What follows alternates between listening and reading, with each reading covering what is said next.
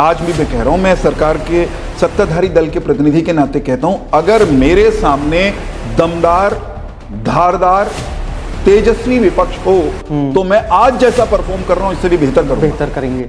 चौकस विपक्ष के सामने मुझे और ज्यादा चौकसी से परफॉर्म करना पड़ेगा।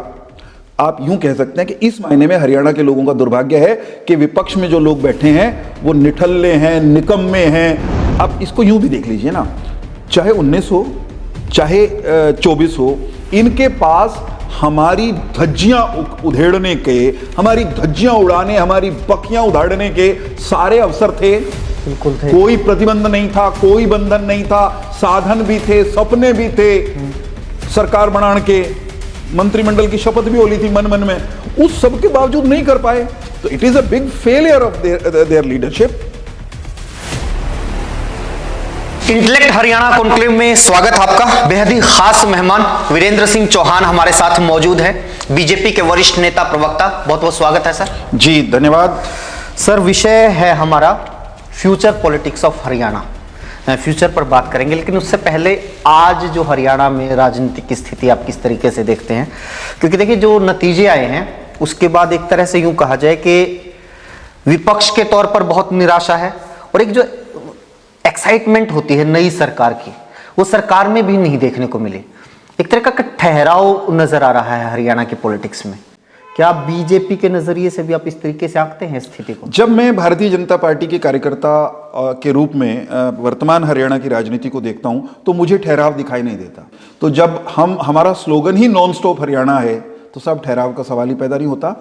हमने अपने संकल्प पत्र में कही गई बातों को धरातल पर उतारने की तैयारी शुरू कर दी है। जो जो हमने कहा हम उस सबको करें। इसकी योजना कहीं सतह पर हो रही होगी, कहीं सतह के नीचे हो रही होगी।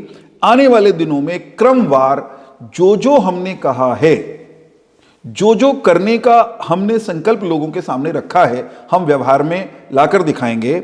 और मैं आशावान इसलिए हूं, मतलब एकदम मुझे लगता है कि कोई टेंशन लेने वाली बातें को नहीं। पिछले 2 जो कार्यकाल हैं महेंद्र भाई हमारे, वो भी ऐसे हैं कि हमने जो कहा वो किया, जो किया वो कहा लोगों के सामने जाकर, और लोगों ने कहा वंस मोर, एक बार फिर सही। नहीं, कहा और उसमें करने में तो बड़ा फर्क आ रहा है सर। अभी थोड़े से दिनों की अगर बात की जाए, कहा गया था कि HKRN के जो 1,20,000 कर्मचारी हैं उनको पक्का कर दिया गया है। ये घोषणा नहीं थी चुनावी के भी चुनाव के बाद करेंगे, ये कर दिया गया था नोटिफिकेशन। लेकिन उसके बाद अब पिछले कुछ दिनों से रोज ये खबर आ रही है कि फलानी जगह पे इतने कर्मचारियों को हटा दिया गया है, फलानी जगह इतने कर्मचारियों को हटा दिया गया है। ये तो अंतर इतने दिनों में ही स्पष्ट देखने को मिल रहा है। जब भी कोई घोषणा, कोई निर्णय होता है, उसका जो प्रारंभिक ऐलान होता है, बहुत बार आप उसकी निटी-ग्रिटीज के बारे में कल्पनाएं कर लेते हैं। डिटेल्स या तो पहले दिन सामने हो, फिर उन डिटेल्स में कोई बदलाव कर दिया गया हो, तब आप आरोप लगाएंगे। सरकार ने जब कहा कि हम पक्के कर रहे हैं, अर्थात कर रहे हैं। अब उस प्रक्रिया में कहीं कोई जब उसकी नॉर्म्स बनेंगे, कोई नियम आएंगे, तो उसमें कहीं छोटा मोटा हेरफेर हो सकता है, मामूली। उसको वो बड़ा इशू नहीं है। बड़ी बात यह है कि जिन 1.25 लाख हरियाणवियों को, हरियाणा के जिन 1.25 लाख बच्चे बच्चियों को पिछली सरकारों ने भी और हमारे आने के बाद भी जिनको नौकरी ही ये कहकर दी गई थी, उनका अपॉइंटमेंट लेटर कभी आपके सामने आपने बहुत सारे देखे होंगे, उसमें लिखा होता था कि 1 साल का कॉन्ट्रैक्ट होता था और वैसे बीच में कभी भी हटाया उसमें ये लिखा होता था कि भाई कभी भी नौकरी मांगने के लिए, जब कोई कॉन्ट्रैक्चुअल नौकरी के लिए हमारे पास भी आता था तो हम ये कहते थे भाई पक्की नौकरी की तैयारी करो, मेरिट पे मिलेगी। ये जो नौकरी है आपकी ठेकेदार वाली या बाद में HKRN वाली, ये तो थोड़ी देर की है। अधिकारी का मन भरा, उसको लगा कि ठीक काम नहीं कर रहे, परफॉर्मेंस पर एक कमेंट करना और आप गए। तो जो लोग अनिश्चितता में जी रहे थे, उनमें से अधिकांश वो स्थायित्व पा रहे हैं, रिटायरमेंट की एज तक नौकरी करेंगे। साहब ये बड़ा परिवर्तन है। वहां कुछ लोगों के मामले में कुछ पेंच अगर आ रहे हैं, उन्हीं पर अगर आप फोकस कर रहे हैं, करना उस पर भी चाहिए। बिल्कुल। और एक एक मामले को देख करके जिसको जितनी राहत दी जा सकती है वो मिलनी चाहिए, परंतु जो लार्जर पिक्चर है वो कितनी खूबसूरत है उसको स्वीकार करना चाहिए। उन्होंने कभी सोचा नहीं था, उनको किसी ने कहा नहीं था, और उनको वो प्राप्त हुआ है। इनमें से बड़ी संख्या महेंद्र भाई उन लोगों की है जो ठेकेदार जो था बिचौलिया, उसके मार्फत, उसके माध्यम से लगे थे, नौकरी कर रहे थे, तनख्वाह भी टाइम पर नहीं मिलती थी, जो मिलती थी आधी अधूरी मिलती थी। वो लूट खसोट मिटी, HKRN में आए, पहला रिलीफ इस सरकार के एक कालखंड में, और अगला चरण उनको स्थायित्व भी मिला है।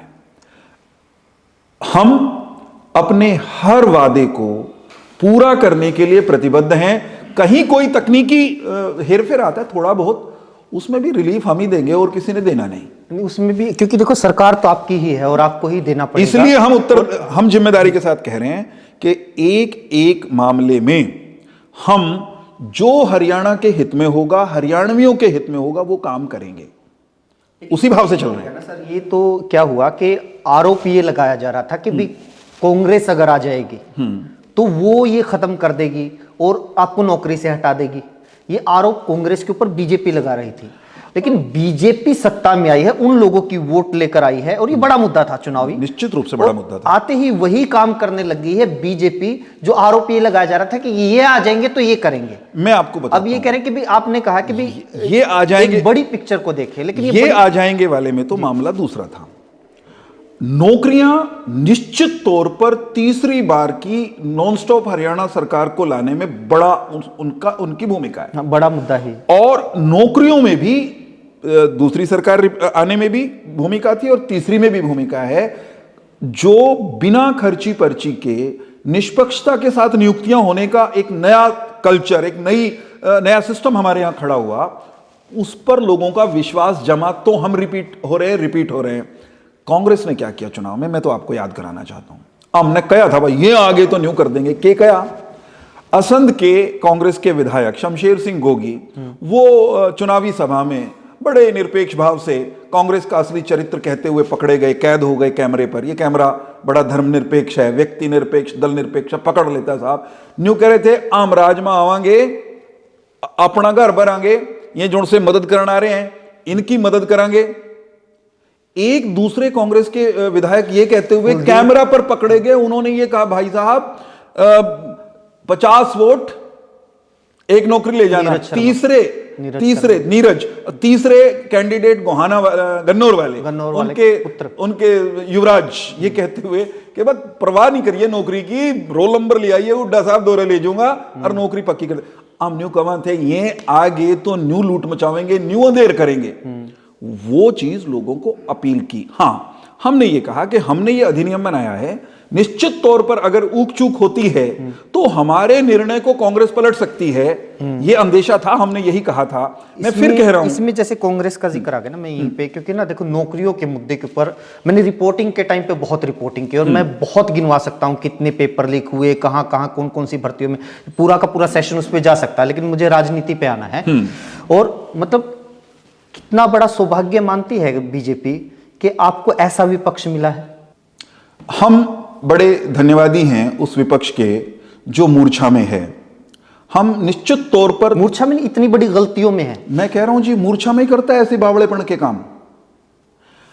विपक्ष जो है ये वो विपक्ष है साहब जिसका आकार हमारे 2014 में सत्ता में आने से पहले हम किस कांग्रेस से लड़ रहे थे, जो संसाधनों के मामले में विकराल दैत्य थी, जो हमारा पग पग पर मजाक उड़ाया करती थी, जो हमें ये कहा करते थे भाई इनका, अच्छा उससे पहले चौटाला साहब बोले इनके तो 2 टोटरू जीत कहां है, इनके पल्ले के है। हम उस प्रतिपक्ष से, अपने उन विपक्षियों से जूझ रहे थे एक समय में 14 से पहले, जो हमें 3, 13, 33 में कहीं गिनते नहीं थे। हम जब सत्ता में आए तो हमने परफॉर्म किया। उस परफॉर्मेंस का परिणाम यह है कि जो विपक्ष हमें कहीं नहीं गिनता था, आज उनकी हालत यह है कि वो आई बाई बोल रहे हैं, उन्हें न्यू निबेरा कहना के है, चोट खाली उसके बाद कुछ तो कह रहे हैं। वही हालत है ना हमारे विपक्ष का। तो भाई ये अपने आप नहीं हुए साहब, हमने अपनी परफॉर्मेंस से ऐसा इनका हाल किया है।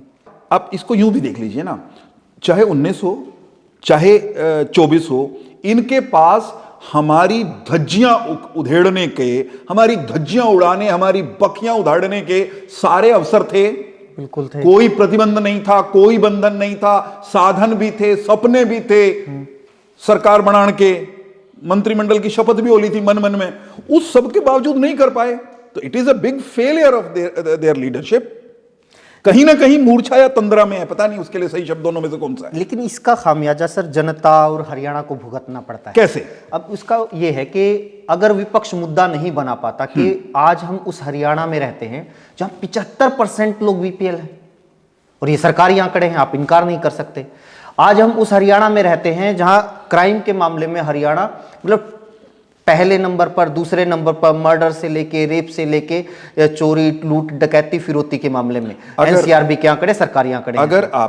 अगर हम बेरोजगारी की बात करें, वो चाहे एनएसओ का डाटा ले लीजिए आप, या सीएमआई का डाटा ले लीजिए, हम लोग टॉप राज्यों में रहते हैं, असल में टॉप पर रहते हैं। महेंद्र भाई, अगर इन तमाम मुद्दों को क्या रहता है, अगर आप विपक्ष मुद्दा नहीं बना पाता, मैं बहुत खुश होऊंगा। आज भी मैं कह रहा हूं, मैं सरकार के सत्ताधारी दल के प्रतिनिधि के नाते कहता हूं, अगर मेरे सामने दमदार, धारदार, तेजस्वी विपक्ष हो तो मैं आज जैसा परफॉर्म कर रहा हूं इससे भी बेहतर करूंगा, बेहतर करेंगे। चौकस विपक्ष के सामने मुझे और ज्यादा चौकसी से परफॉर्म करना पड़ेगा। आप यूं कह सकते हैं कि इस महीने में हरियाणा के लोगों का दुर्भाग्य है कि विपक्ष में जो लोग बैठे हैं वो निठल्ले हैं, निकम्मे हैं, उनको यही नहीं पता उनको करना क्या है। कम से कम आज उनकी हालत ये, कल का पता नहीं। दूसरा, जो इश्यूज आप बता रहे हैं उनमें से भी अधिकांश को मैं फेक नैरेटिव साबित कर सकता हूं। जैसे कि मैं आपको बताता हूं कि हरियाणा में नौकरियों के मामले में इन्होंने कहा नौकरी कौन दी ना, तो सरकारी नौकरी कौन नहीं दी। आंकड़े ये कहते हैं महेंद्र भाई कि आज की डेट में, आज का अगर आंकड़ा देखें तो पिछले 10 साढ़े 10 साल में हम लोगों ने हरियाणा में 1,72,000 से अधिक पक्की सरकारी नौकरियां ईमानदारी से दी हैं। हमारे कंपैरिजन में 10 साल कांग्रेस के, हमारा आधा साल 6 महीने निकाल दो, आप 4 महीने निकाल दो, तो कांग्रेस के 10 साल और हमारे 10 साल का भी अगर आप कट मार के देखोगे तो हम कांग्रेस से 1.5 से 2.25 गुना तक नौकरियां दे गए। फिर हमको बेरोजगारी के आंकड़े दिखाकर कोई केवल नहीं, कौन दिखा रहा सर? कौन दिखा रहा? मैं बता रहा हूं ना कौन दिखा रहा है। मैंने तो बताया कौन दिखा रहा है। केंद्र सरकार ने संसद के भीतर ये आंकड़े रखे हैं। मैं आंकड़ों के फर्जी आंकड़े भी ये बताते हैं कि जिस कांग्रेस से आप तुलना कर रहे हैं उस कांग्रेस के मुकाबले 3 गुना बेरोजगारी बढ़ गई है हरियाणा में। यही तो मैं कह रहा हूं कि फेक नैरेटिव कैसे गढ़े जाते हैं। कांग्रेस ने वो कौन सी कंपनी थी इनकी? CMIE। हाँ जी। CMI का डाटा लिया। मुख्यमंत्री हरियाणा उस समय के मनोहर जी ने विधानसभा के पटल पर मीडिया के आप जैसे मित्रों के सामने बैठकर एक कदम दर कदम, स्टेप बाय स्टेप उन आंकड़ों को धोया, सबको फेक साबित किया कि किस तरह मैनिपुलेटेड आंकड़े बहुत धोखेबाज होते हैं, आपको मालूम है ना। आंकड़ों में, स्टैटिस्टिक्स में बहुत धोखे हो सकते हैं, हुए हैं। मुझे यह लगता है बेरोजगारी का नैरेटिव भी लगभग वैसा है। ये कौन सी? मैं सीएमआई पे इसलिए मैं नहीं गया, और मैं सीएमआई पे भी कह सकता सर, वही सीएमआई है जिसके आंकड़ों को उठा के राजस्थान में बीजेपी चुनाव लड़ी। ये वही सीएमआई है राजस्थान जिसके विज्ञापन देके उत्तर प्रदेश में ये कहा गया कि देखो बेरोजगारी कितनी कम हो गई। मैं एनएसओ की बात कर रहा हूं, मैं हरियाणा की बात कर रहा हूं, और मैं हरियाणा की बात करते हुए सीएमआई की बात कर रहा हूं, और सीएमआई की बात करते हुए क्योंकि सीएमआई के आंकड़ों को लेकर बहुत हल्ला मचाया गया। सीएमआई के कर्ता धर्ता कौन है? वो लोग, सीएमआई के डायरेक्टर कौन? वो लोग जो कांग्रेस की मैनिफेस्टो कमेटी में लोग बैठते थे। सीएमआई के टॉप पर वो लोग जो चिदंबरम के बिजनेस पार्टनर्स हों। राजस्थान में जब कांग्रेस की सरकार थी तो अगर हरियाणा टॉप पे होता था तो कांग्रेस की सरकार का राजस्थान दूसरे नंबर पर, उसी सीएमआई। लेकिन मैं एनएसओ पे आ रहा हूं। मैं तो ये कह रहा हूं, एनएसओ तो सरकारी है ना। मैं ये कह रहा हूं, मैं फिर कह रहा हूं, हमने ये आंकड़ा क्या इस जो एनएसएसओ के जो आंकड़े हैं, क्योंकि मेरे सामने आंकड़े इस समय नहीं हैं और बहुत डिटेल्स मैंने उनकी नहीं पढ़ी, लेकिन जो चीज स्ट्रेट फॉरवर्ड मुझे दिखाई दे रही है, सरकारी रोजगार उस पर भी तो हमें यह कहा गया, इनने निकती दी और हमारे आंकड़े उनसे डबल हैं, फिर भी हम पर आरोप लगाया गया। मैं ये कह रहा हूं चाहे बेरोजगारी के आंकड़े हों, चाहे बिजली को लेकर के आरोप लगाए गए हों, भाई साहब जम के फेक चीजें कही गई, ठीक वैसी चीजें कही गई। उदाहरण दे रहा हूं, केवल मैं सिमिली ड्रॉ करने की कोशिश कर रहा हूं कि दिल्ली में जब नागरिकता संशोधन कानून आया तो पूरी की पूरी कांग्रेस पार्टी और प्रतिपक्ष उसने एक नैरेटिव गढ़ा, देश के सामने गढ़ा खुले में, न्यू भी नहीं लुक का कराओ कुछ, खुल्लम खुल्ला न्यू कहा कि ये जो कानून है इसके कारण देश के अल्पसंख्यकों की, मुसलमानों की नागरिकता चली जाएगी। हकीकत आप भी जानते हैं, देश भी जानता है, जो नागरिकता संशोधन कानून था उसका एक शब्द, एक वाक्य, एक हिंदुस्तानी मुसलमान की नागरिकता लेने के लिए लिखा ही नहीं गया था, लेजिस्लेट ही नहीं किया गया। वो नागरिकता देने के लिए था, नागरिकता देने का कानून था। और भारत से बाहर जो सताए हुए गैर मुस्लिम पड़ोसी देशों के नागरिक थे, उनको धार्मिक रूप से जो प्रताड़ित लोग थे उनके लिए था। तो इसी तरह जैसे नागरिकता संशोधन कानून में के नाम के समय में एक फर्जी नैरेटिव के आधार पर दिल्ली को बंधक बना के रखा गया, लोकसभा के चुनाव में एक वाक्य पकड़ लिया, संविधान बदल डालेंगे, ये भी और पूरा ये भी आपके नेताओं ने कहा। नहीं सुनिए बार ना, बार मैं वही कह रहा हूं ना, एक वाक्य किसी ने कह दिया संविधान बदलेंगे। कांग्रेस वालों ने ये कहा फिर कि नौकरियां कैसे मिलेंगी, वैसे ही आपके नेताओं ने कहा था कि संविधान बदलेंगे। कांग्रेस के 3 नेताओं ने कहा तो वो नैरेटिव चला। अब यही आपके 3 नेताओं ने कहा तो वो नैरेटिव चला। जब संविधान बदलेंगे कहा,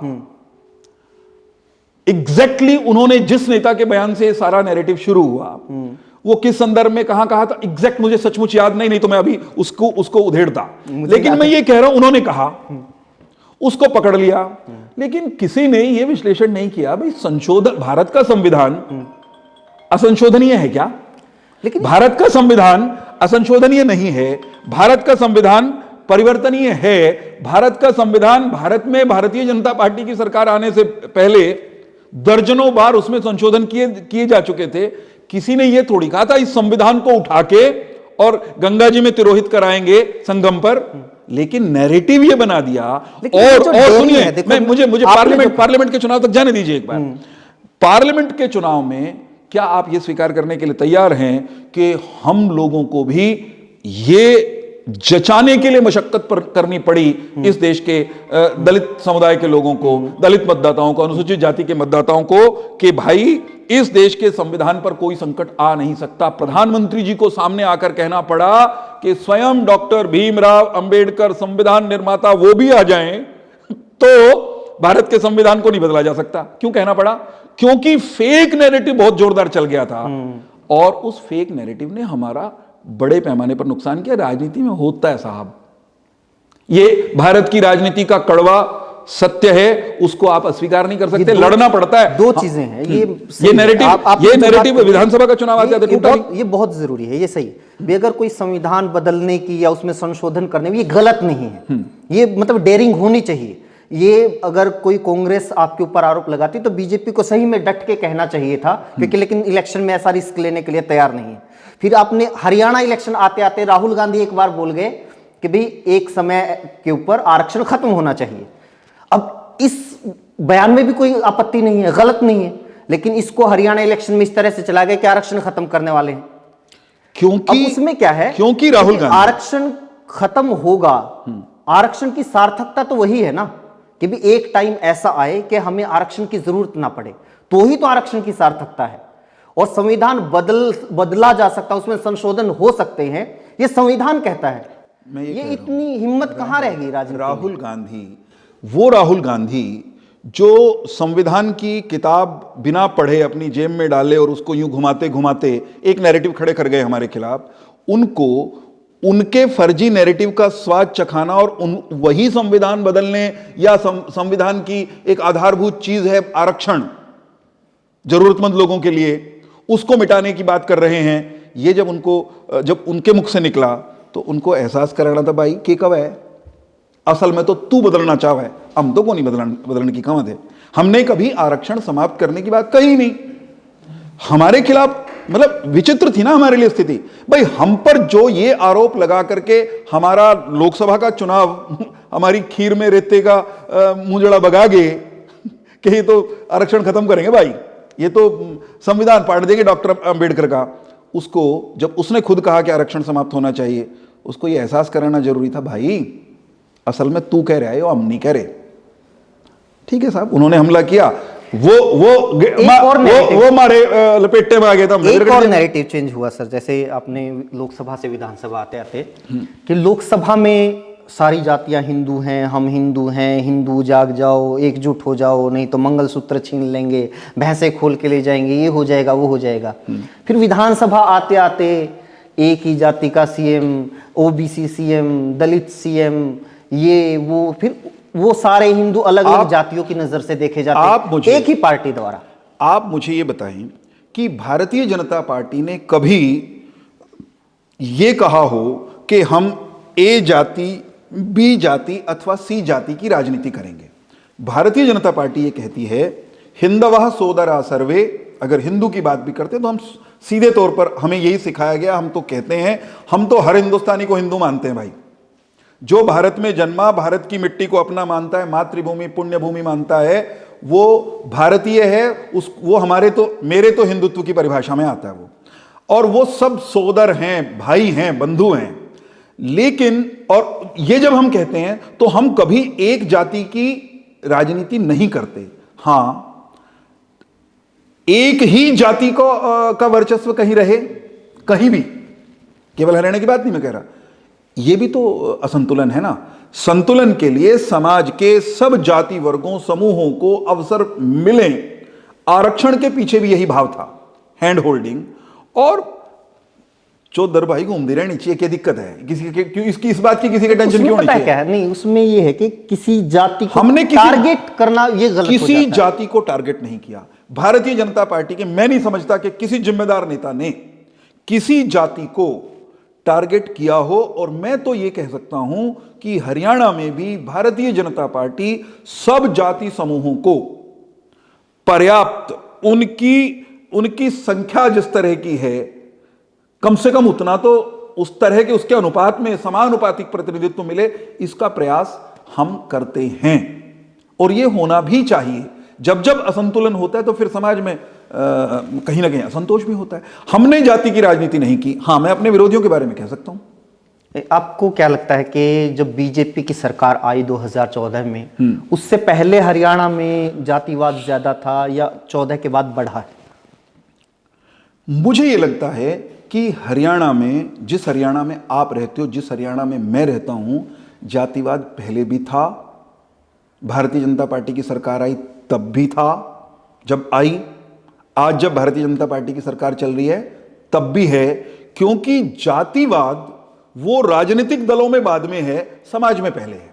और उसको बढ़ाने का काम उसको राजनीति करती है। नहीं, राजनीति करती होगी बहुत बार। राजनीति आप हम पर आरोप लगा देंगे, हम कांग्रेस पर आरोप लगा देंगे, ये भी होता होगा, परस्पर एक दूसरे पर आरोप भी लगाते होंगे। लेकिन क्या आप इस कड़वी सच्चाई को स्वीकार करने में आपको परेशानी है कोई, कि जाति है कि जाति नहीं? मैं रोहतक गया पत्रकारिता करते हुए, पहली बार मकान किराए पर लेना था। एक ही दिन में दो अलग अलग दलों के नेता, मैं दैनिक ट्रिब्यून में स्टाफ रिपोर्टर होकर के गया था, दो अलग अलग राजनीतिक दलों के प्रमुख नेता वो मुझसे मिलने आए, कर्टसी के लिए, नया स्टाफर आया है। तो दोनों ने व्यक्तिगत बातचीत में ये कहा, एक जना तो नहीं बोलिया, इंसिडेंटली पंजाबी समुदाय से आता था, चौहान साहब साढ़े थोड़ी तो एक ही गल है, जट्टा के मोहल्ले च मकान नहीं लेना। मेरे लिए वास्तव में मतलब अजीब बात थी। ऐसा थोड़ी होता है यार, मकान हम किराए पे रहे, मैं कुरुक्षेत्र में पला बड़ा हूं, हम किराए पे भी रहे, हमारे घर में भी किराएदार रहे, हमने कभी जाति पूछी नहीं।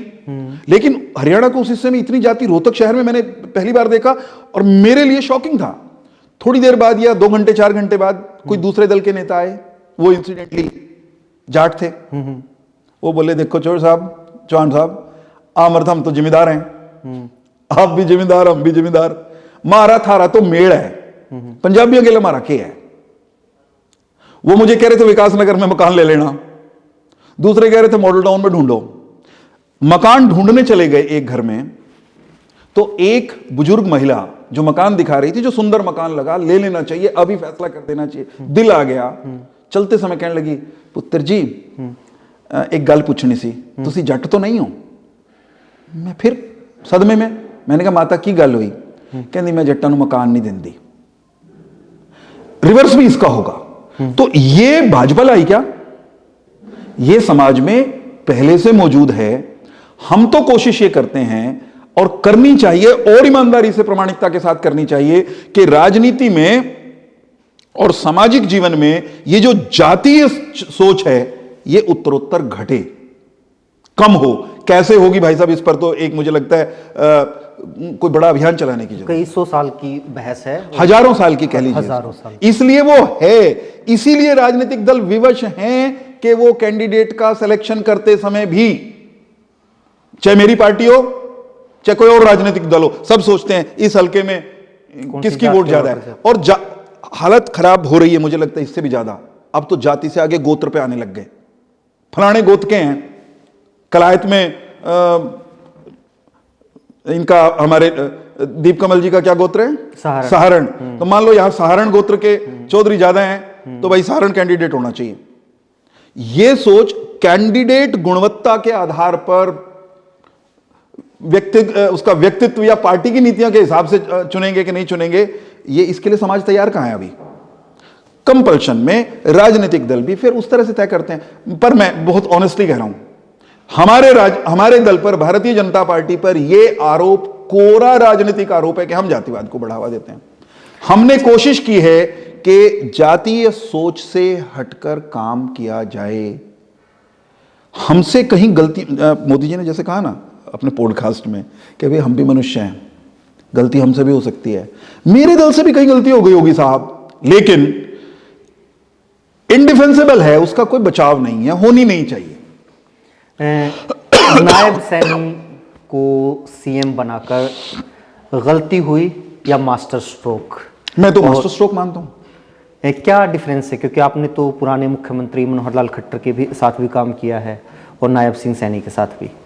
अब दोनों की मतलब राजनीति में और जो कार्यप्रणाली है, हर व्यक्ति का काम करने का अपना अंदाज होता है। महेंद्र भाई अपने किस्म की पत्रकारिता के लिए जाने जाते हैं, अपने तेवरों के लिए जाने जाते हैं, अपने सवालों की शैली के लिए जाने जाते हैं। वीरेंद्र सिंह चौहान अपने अंदाज में उत्तर देने के लिए जाने या पहचाने जाते हैं। ऐसे ही पॉलिटिक्स का भी अपना अपना स्टाइल होता है। चौधरी देवीलाल और किस्म की सियासत करते थे, मुख्यमंत्री बने। उन्हीं के पुत्र ओम प्रकाश चौटाला बिल्कुल अलग किस्म की राजनीति करते थे। दोनों में कतई कोई साम्य हमको दिखाई नहीं देता। ऐसे ही मनोहर जी और नायब सिंह जी की राजनीति को अगर आप देखेंगे तो बेसिक चीजें तो कॉमन है। बेसिक चीजें क्या है? पार्टी की आइडियोलॉजी, मूल सिद्धांत, अंत्योदय पर विश्वास, गरीब की चिंता, सबको साथ लेकर के चलने की बात। बेसिक प्रिंसिपल्स दोनों के समान हैं, लेकिन जो एक बड़ा अंतर जिसमें मैं कहता हूं कि मास्टर स्ट्रोक, आपके वाला शब्द अगर इस्तेमाल करना हो, जिसमें हमें मास्टर स्ट्रोक दिखाई देता है नायब जी का आना, दोनों की अपनी शैली है। नायब सिंह जी की मुस्कान, नायब सिंह जी की एक्सेसिबिलिटी, नायब सिंह जी का खूंची भर के मिलना,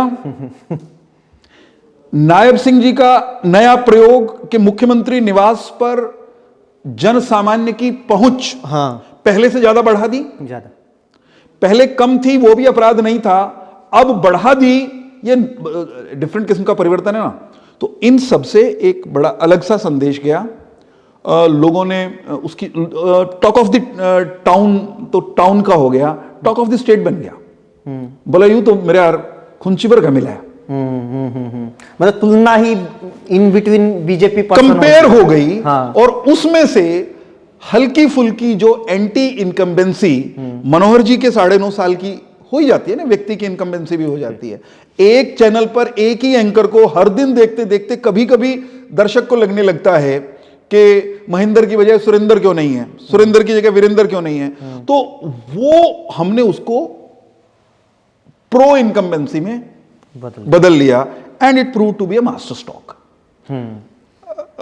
नायब सिंह जी मुख्यमंत्री के रूप में, शासक प्रशासक के रूप में अपने आप को कैसा साबित करते हैं, ये अल्टुगेदर डिफरेंट थिंग है। क्योंकि अभी तो परफॉर्म करना है साहब, उनको समय कितना मिला अभी तक? टाइम है। अंत से आखिरी दौर में आए थे और अभी जुम्मा 7 दिन काम शुरू किया हुआ। मैं भी देख रहा हूं, आप भी देख रहे हैं, हर हरियाणवी देख रहा है कि ये निरंतर मुस्कुराने वाला, मुस्कुराकर खिलखिला करके हर हरियाणवी को मिलने वाला, मुख्यमंत्री का के निवास संत कबीर कुटीर का दरवाजा 12 बजे के 2 बजे रात के भी खुला रखने वाला, और 12 बजे या 2-2:30 बजे भी घर पे लौटता है मुख्यमंत्री, तो वहां इंतजार कर रहे हरियाणवी का कागज पकड़ने वाला, और उस समय भी मतलब आंस के मिलनाड़ा, ये मुख्यमंत्री परफॉर्म कैसे करता है, ये सब लोग अभी देख रहे हैं। नायब जी ने परफॉर्म करना शुरू कर दिया है। हाँ, इसमें एक आपने बात कही कि भी जो तुलना हो गई ना, वो इन बिटवीन हो गई।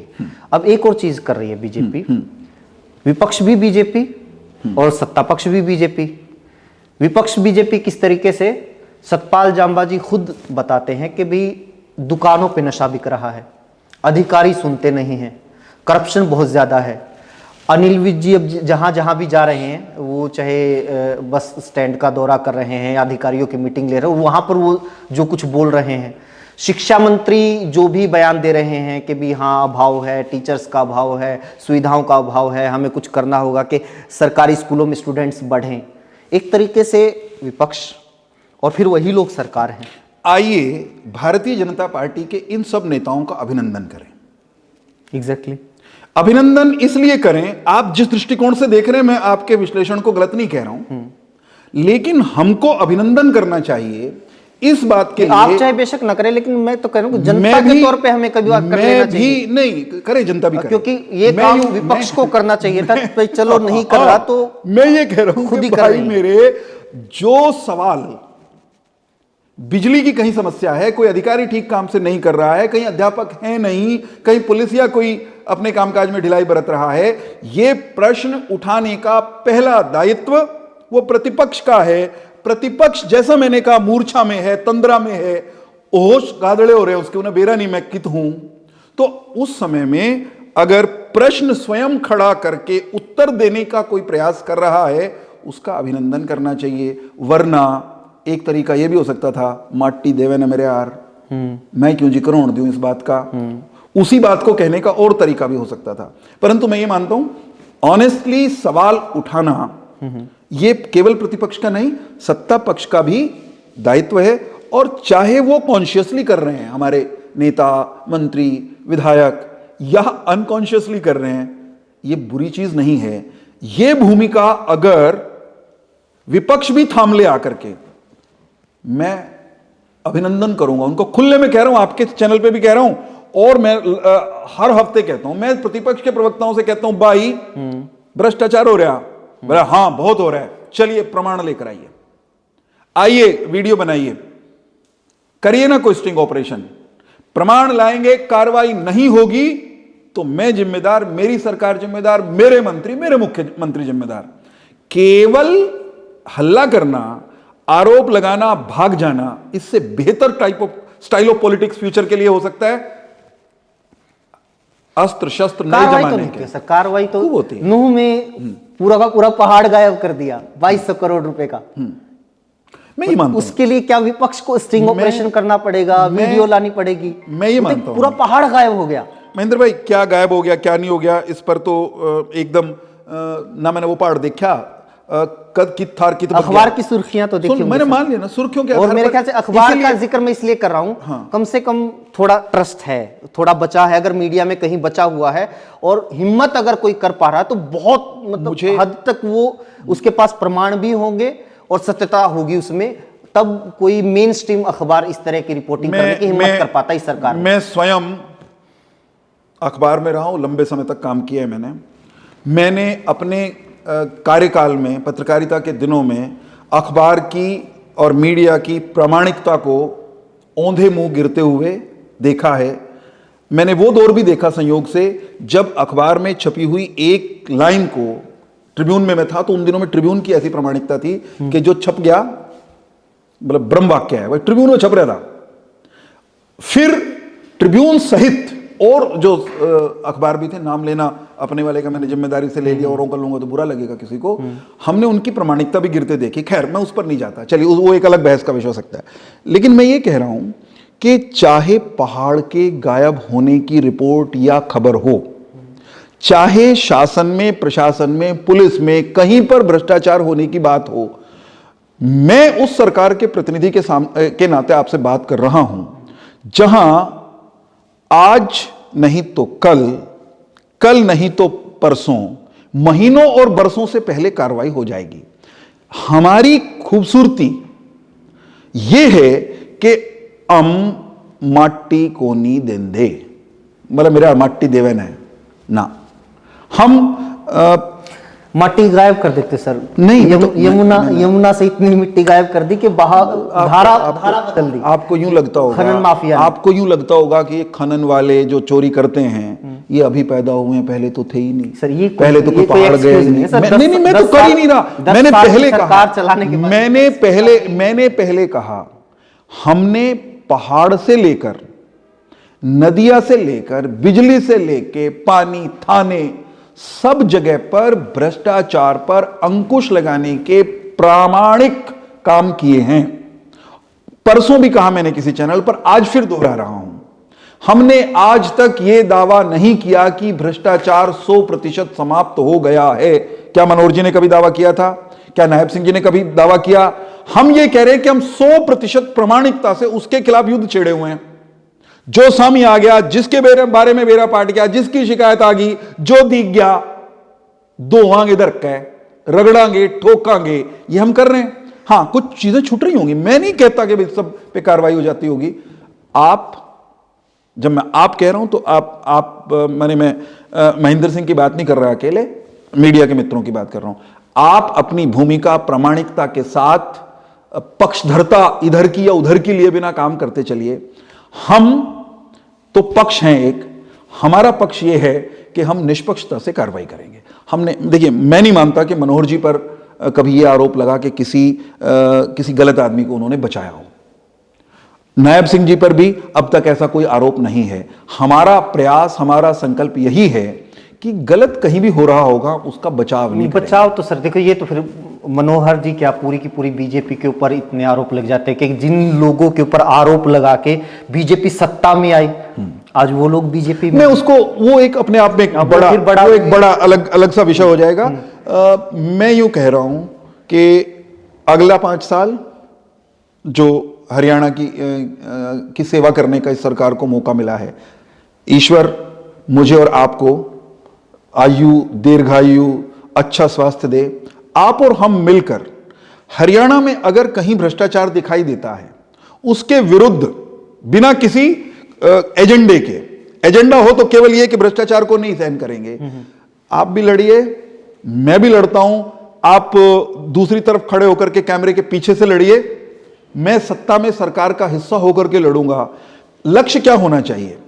लक्ष्य यह होना चाहिए कि बुराई को जितना सिकोड़ा जा सके, संकुचित किया जा सके, गोटा जा सके, जितना गड़ा उसका टेटवा गिट्टा, उतना हम गोट दें। लड़ाई भ्रष्टाचार, अन्याय, असत्य के खिलाफ राम जी के काल से आज तक ये कंक्लूड नहीं होती, कभी भी कंटिन्यूअस चलती है महेंद्र भाई, जारी है, जारी रहेगी। इसमें एक नशे के बारे में मैं जरूर जिक्र करना चाहूंगा, क्योंकि हम जहां पे बैठे हुए हैं यहाँ पे 2 दिन पहले खबर आपने पढ़ी होगी कि इस कदर तक मतलब आदी हो चुके हैं युवा नशे के कि नशे वाले इंजेक्शन लगा के नसें खराब हो गई। अब प्राइवेट पार्ट्स में इंजेक्शन लगा रहे हैं। आधा दर्जन युवाओं की यहाँ पे मौत हो चुकी है। और बाकी फिर इस तरह की खबरें तो आप इस बेल्ट से लेके आप सीधे सिरसा तक चले जाइए, उधर अंबाला, और असल में तो हर जगह की बात हो गई है। ये नशा मुक्ति केंद्र जो सरकारी हैं उनके आंकड़े उठा के देख लीजिए सर। हमने स्कूली बच्चे भी नशे के आदी हो रहे हैं। स्कूली बच्चे, और नशे का जिक्र मैं इसलिए कर रहा हूं क्योंकि ये एक ऐसी बीमारी कह लीजिए या एक ऐसा अपराध कह लीजिए, आप वैसे भी जाके किसी से पता करेंगे, पुलिस वालों को पता होता है किस इलाके में कौन नशा बेच रहा है, कौन से घर में कौन कौन सा नशा मिलता है, कहां पर सारे नशेड़ी बैठकर ये नशा करते हैं, ये सबको सब कुछ पता होता है। फिर भी कार्रवाई नहीं हो रही। हरियाणा में ये काला साम्राज्य फैलता जा रहा है। देखिए, ये क्या बिना भ्रष्टाचार के हो रहा होगा? मैं ऑनेस्टली एक बात कहना चाहता हूं।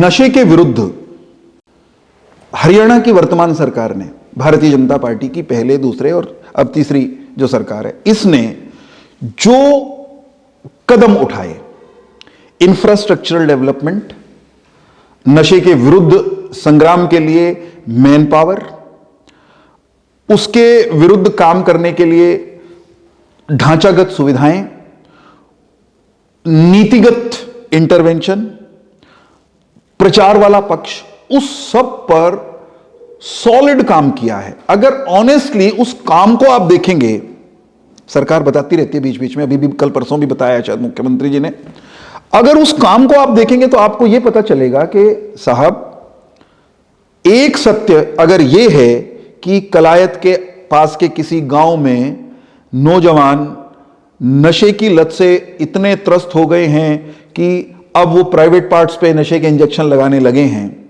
अगर इस तरह की भी घटनाएं या रिपोर्ट्स आ रही हैं, तो साथ में fact of the matter is कि बड़े बड़े नशे के तस्करों को पकड़कर जेलों में पिछली सरकारों की तुलना में हमने बेहतर किया है। हमने बड़े तस्करों को न केवल जेल भेजा है, हमने उनकी प्रॉपर्टी, उनकी संपत्ति, उनकी कमर तोड़ने का एक तरीका ये होता है ना, नशे से जुटाया हुआ धन संपत्ति उसको उनकी कड़ तोड़ दो। हमने ठोस कार्रवाई की, उसके आंकड़े अवेलेबल हैं, मैं आंकड़े गिनवाने लगूंगा, शायद मुझे अभी ऑफ हैंड मेरे पास होंगे भी नहीं, लेकिन हमने सॉलिड काम किया है। हरियाणा में नशे के विरुद्ध उत्तर भारत का एक सेक्रेटरीट पंचकुला में बना है।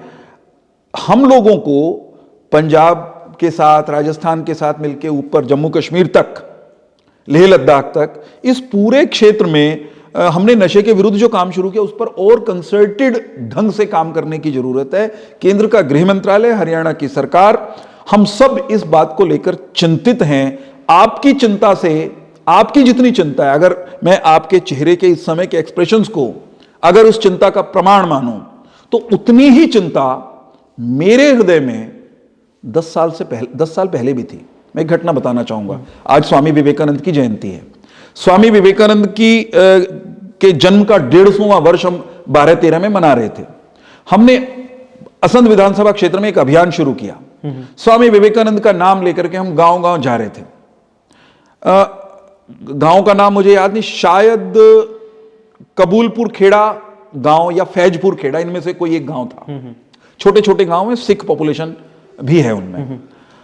तो एक गांव के स्कूल में मैं भाषण दे रहा था। स्वामी विवेकानंद ये थे, स्वामी विवेकानंद ने ये कहा, युवाओं को ऐसे करना चाहिए, उत्तिष्ठ जागृत प्राप्य वरान्य बोधत। तो लोग सुन रहे थे बड़े ध्यान से, तन्मयता से। मेरे भाषण के लगभग समाप्ति के आसपास एक सरदार जी खड़े हो गए, शायद अभी मैंने कंक्लूड भी नहीं किया था, और उन्होंने पंजाबी में कहना शुरू किया, चौहान साहब तुहाडी गल्लां ते बहुत चंगियां ने, पर असी ते मर गए, साडा ते नाश हो गया। और ये कहते हुए रोने लगे। मुझे लगा उनका कोई एकदम नितांत पर्सनल कोई मामला होगा। मैंने कहा सरदार जी, मैं आपकी बात सुनूंगा, मैं अपनी बात कंप्लीट कर लूं, मैं आपकी सुनूंगा, आपके घर तक चलूंगा। बात मैंने अपना संबोधन खत्म किया, सरदार जी से पूछा, तो सरदार जी ने जो घटना सुनाई, अपने घर का किस्सा सुनाया। मैं उनके घर भी गया फिर, तो उन्होंने कहा कि मेरी 2 पीढ़ियां तबाह हो गई नशे में। अब पोते को लेकर रो रहे थे वो कि ऐ भी गया। तो नशा, भारतीय जनता पार्टी की सरकार आ गई, तब फैजपुर खेड़ा या कबूलपुर खेड़ा के सरदार जी बुजुर्ग को रोना पड़ रहा है। आज की डेवलपमेंट नहीं है। यह घटना चक्र लंबे समय से चल रहा है, वो उसके पंजे फैल रहे हैं और उसके विरुद्ध और सख्ती से लड़ने की जरूरत है। इस बात की आवश्यकता से मैं इनकार नहीं करता, लड़ेंगे साहब, हम कमिटेड हैं। मैं फिर इसमें कह रहा हूं, हो सकता है इसमें भ्रष्टाचार हो, बिल्कुल आपने सही कहा, ये एक जेनरिक स्टेटमेंट है। अच्छा जी, अपराध हुआ, बेरो पुलिस वाला ने बेरा कौन ले गया, बाइक ठेका, फलाने के ताले टूट गए, इन्हें सारा बेरा थाने वाले ने, चौंके वाले सारे जाना है। चोर को भी जानती है पुलिस, नशेड़ी को भी जानती है, मैस खुलनी ने भी जाना है, स्कॉर्पियो उठाने वाले ने भी जाना है। ये एक जेनरिक स्टेटमेंट है। हमेशा पुलिस को पता हो ऐसा नहीं होता, लेकिन ऐसा नहीं है कि हमेशा उनको पता नहीं होता।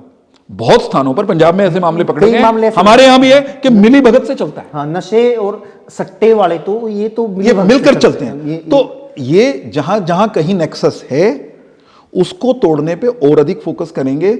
मेरे लिए भी टेंशन का, तनाव का विषय, और मैं उसी दिन की घटना में 2 वाक्य और जोड़ दूं। वहां से जब हम चले उन सरदार जी के घर, उनकी कहानी सुन के, उनको आश्वासन देके, जैसे आपने कहा ना कि प्राइवेट पार्ट्स पे इंजेक्शन लगाने लगे, तो उस दिन उन्होंने रहस्य उद्घाटन किया कि हुण जेडी होर नशे ने ना उन्हां दा असर नहीं हुंदा। तो मैं कहा फिर कि ये जो पोल्ट्री में कोई दवाई इस्तेमाल होती होगी, कीटनाशक होगा शायद, तो बोले जी वो कीटनाशक आता है आजकल, उसको पीने लग गए, असर औरों का होना बंद हो गया। तो स्थितियां वैसी ही थी। जब मैं गाड़ी में बैठ के चला अपने गांव गोंदर की तरफ, और मेरे साथ एक मेरे शिक्षक साथी थे, संयोग से आपके हम नाम महेंद्र शर्मा थे वो, मैंने महेंद्र जी को कहा, महेंद्र जी ये तो बहुत बुरी हालत है, सरदार जी जैसे रो रहे थे, क्या सचमुच ये सीन है? तो महेंद्र जी ने मुझे कहा कि कहाँ हो भाई साहब, ये हाल तो अपने गांव में भी हो रहा है, स्मैक गलियां में पहुंच गई। तो भाई साहब उस समय भी पहुंची हुई थी, आज हो सकता है कुछ बढ़ गई हो, टेक्निक बदल गई हो, नशे का स्वरूप बदल गया हो, but it is a ongoing fight, it is an ongoing fight जिसको हमको लड़ना पड़ेगा। हम बच के नहीं भाग सकते, हम डिफेंड नहीं कर सकते, हम ये भी दावा तब तक नहीं कर सकते कि मिटा दिया, जब तक नहीं मिटेगा, क्योंकि कोई ना कोई तो सामने आके कहेगा मेरे घर का नाश हो गया। 2-3 चीजें हैं। एक तो ये नशा है, रोजगार पे हमने चर्चा की।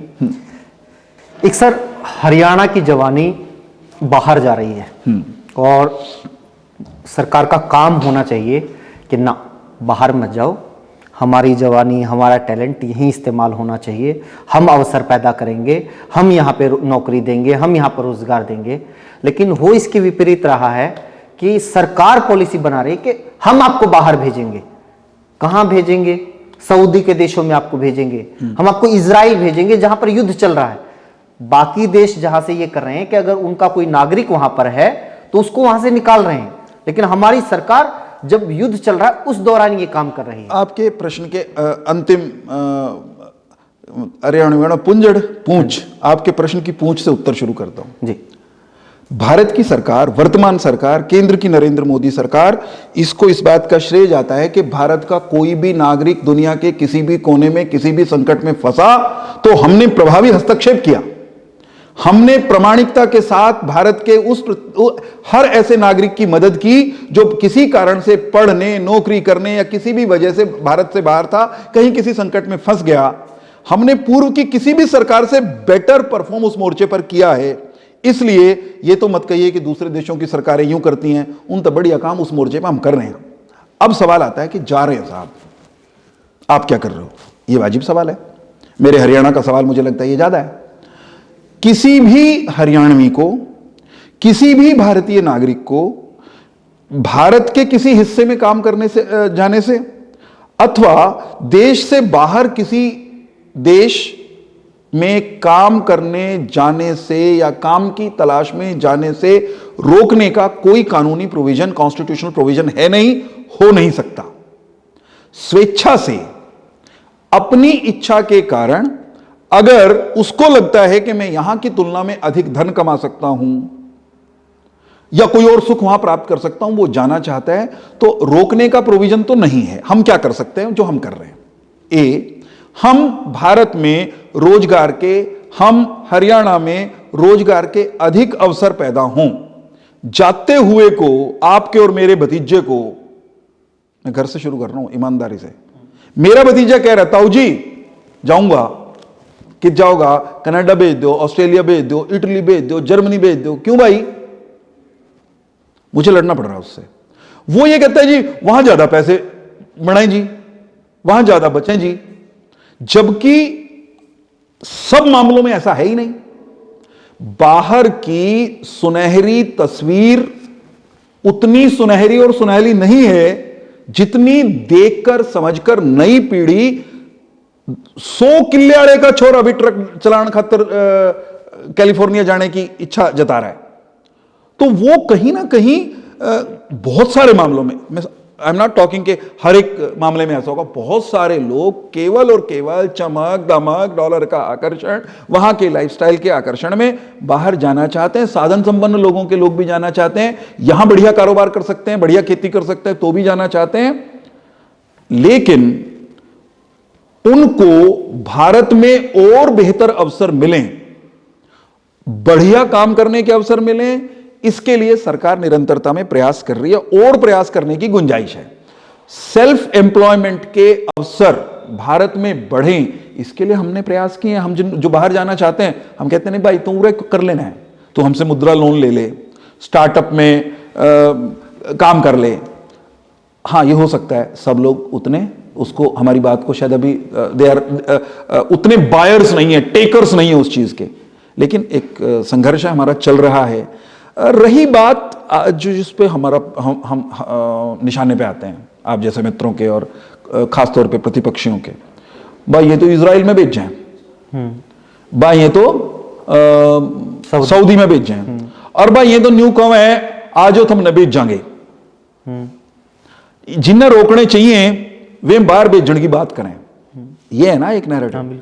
भाई साहब, आप भारतीय हैं, आप भारत से बाहर जाने के लिए लालायित हैं, आपको यह लगता है कि यहां पर 1 लाख रुपए मासिक कमाने के बजाय मैं अधिक घंटे काम करके या जोखिम भरे क्षेत्र में काम करके इजराइल में या कहीं भी यूरोप में कहीं ज्यादा पैसे कमा सकता हूं, तो आपको कुंडी लायक है, ताला लायक है, दरिया में फेंक दूं चाबी, इस अंदाज में रोकने का मेरे पास कोई अधिकार नहीं है। तो क्या है मेरा अधिकार? मैं आपके जीवन को सुरक्षित करने का ये अधिकार तो है सरकार के पास, नहीं कम से कम बाहर जाने बिल्कुल से तो नहीं रोक सकते, कोई लॉ नहीं है साहब। लॉ है सर, ह्यूमन राइट। डोंकी से नहीं जा सकते। हाँ, तो आप उन एजेंट्स पे कार्रवाई करेंगे जो अरे डोंकी रुकिए से भेज रहे हैं। रुकिए, हम जा रहे हैं उस तरफ। मैं ये कह रहा हूं डोंकी से कोई आप भेज रहा है। बिना ये बताए कि कहां आप जा रहे हैं, आप एयरपोर्ट से बाहर, एयरपोर्ट पे ही नहीं जा सकते। नहीं, मैं तो ये है आपके पास अधिकार, ये पहला बात हुई। पहला अधिकार ये बाहर से, भारत से बाहर जो मान लीजिए कौन सा देश है वो जड़ता कूद के बाद जाइए बीत पना मैक्सिको। मैक्सिको। हाँ जी। जो मैक्सिको जा रहा है वो ये कह के तो जा ही नहीं रहा कि मैं मैक्सिको जा रहा हूं या कैलिफोर्निया में कूद दूंगा बीत पता है, वो तो घूमने के बहाने जा रहा है, टूरिस्ट वीजा पे जा रहा है, कुछ और करके जा रहा है। तो एक एक व्यक्ति पर उतनी पैनी निगाह रखना और उस पर रोक टोक लगाने से कई जायज लोगों का जीवन दूभर हो जाएगा। हम जो कर रहे हैं देखिए उसको समझिए, उसमें एक पॉजिटिव पार्ट है। हम अगर कोई इजराइल जाना चाहता है, इजराइल को टफ जो एरियाज हैं वहां पर मान लीजिए वर्कफोर्स की जरूरत है, हम ये सुनिश्चित करने के लिए प्रतिबद्ध हैं कि ऐसी जगह कोई ना जाए जहां वास्तव में जीवन उस तरह से जोखिम में हो, और कोई जाए तो पर्याप्त सुरक्षा तैयारी के साथ जाए, कोई लीगल तरीके से जाए, बीत कूद के ना जाए। उससे बेहतर है किसी एक सरकारी सिस्टम से चले जाना। प्रतिभा का पलायन पहले भी होता था, जवानी का पलायन पहले केवल प्रतिभावान लोग जाते थे। सब कुछ पहले से है सर, सब कुछ है, लेकिन एक रेशियो होती है, पहले कितना था अब कितना है, समय हर चीज में, हर चीज का समय। ये पलायन से लेके, बेरोजगारी से लेके, नशे से लेके भी होगा, सदियों पहले पौराणिक कहानियों में भी होगा। हम उसका रेफरेंस ले लेके हम आज को हमेशा बचाव नहीं कर सकते। मेरी लाइन ऑफ डिफेंस को समझिए। मैं ये कह रहा हूं हर ऐसे मोर्चे पर हम सकारात्मक, पॉजिटिव, कंस्ट्रक्टिव, एफर्मेटिव इंटरवेंशन करते हुए दिखाई दे रहे हैं।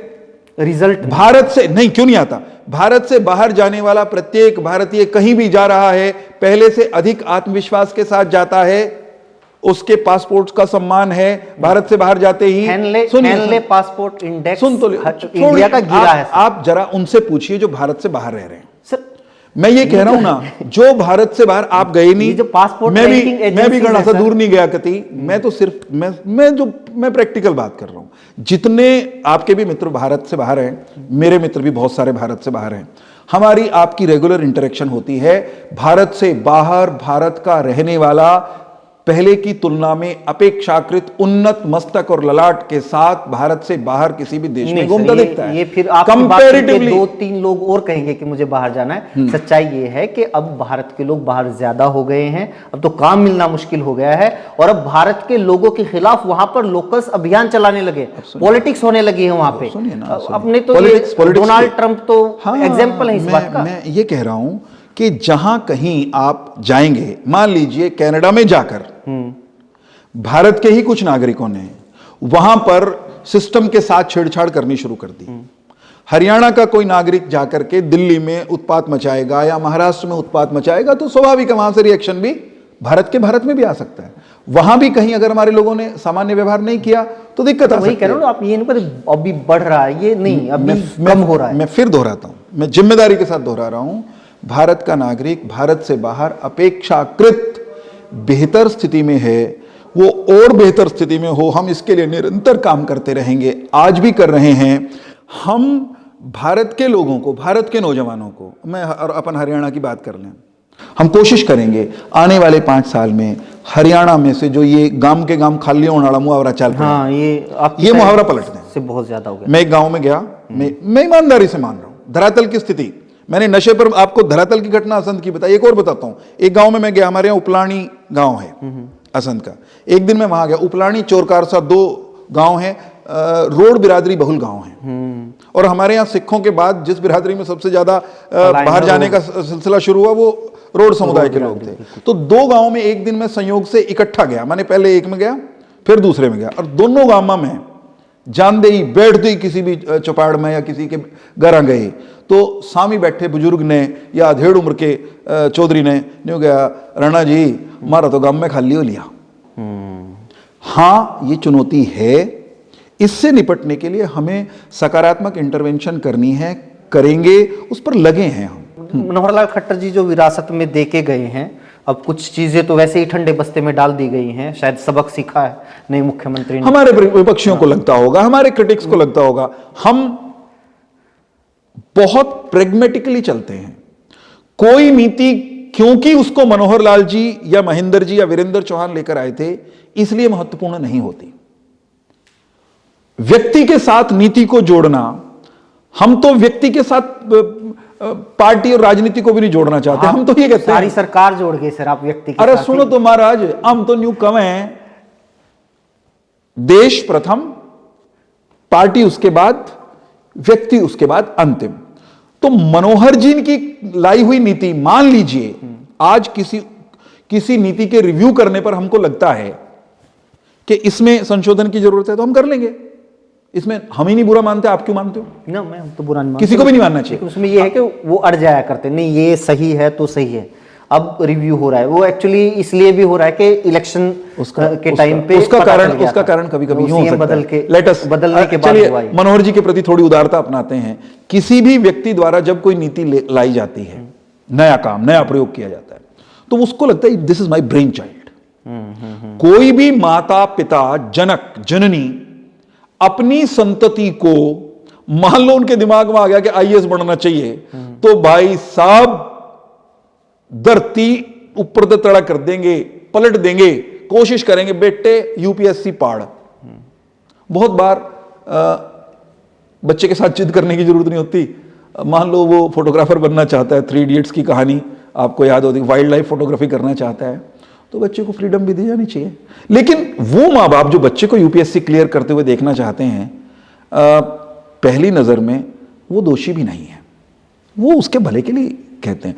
मनोहर जी अगर किसी नीति पर अड़े भी, और मान लो, मुझे तो पता नहीं किस नीति की बात कर रहे हैं, लेकिन मान लो किसी नीति में ऐसा भी था कि उन्होंने जिद से लागू की, तो कहीं ना कहीं वो पॉजिटिव सोच रहे थे। और नीतियों के पुनरीक्षण, समीक्षा की गुंजाइश हमेशा रहती है।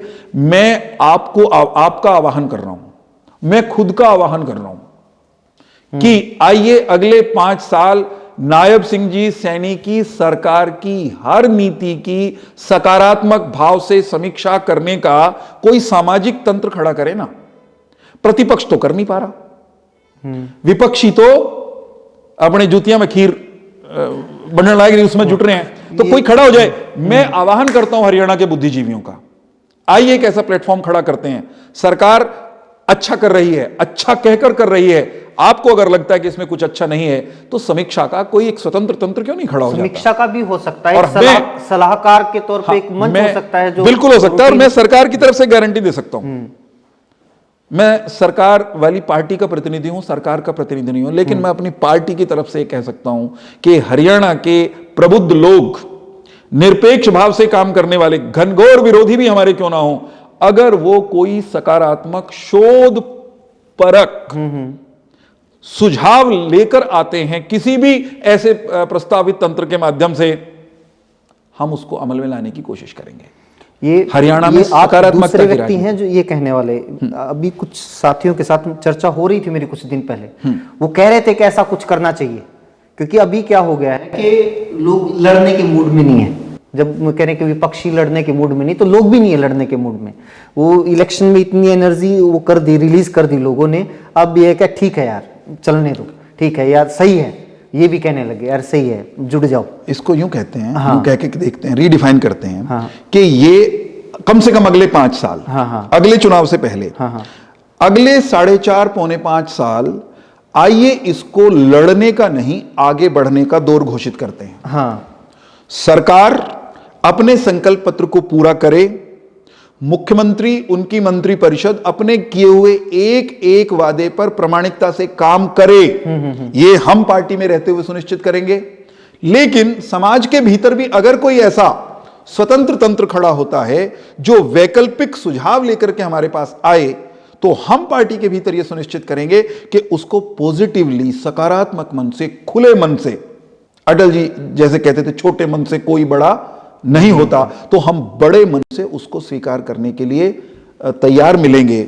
मुझे लगता है कि हम ये कर पाएंगे। इस पॉजिटिव नोट ये करना संभव है, संभव है, ये होना भी चाहिए। और एक बात इसमें, इसकी ये स्थिति क्यों पैदा हो रही है, मैं तो अब भी कहता हूं प्रतिपक्ष खड़ा हो जाए, आए ना, अपना काम करे।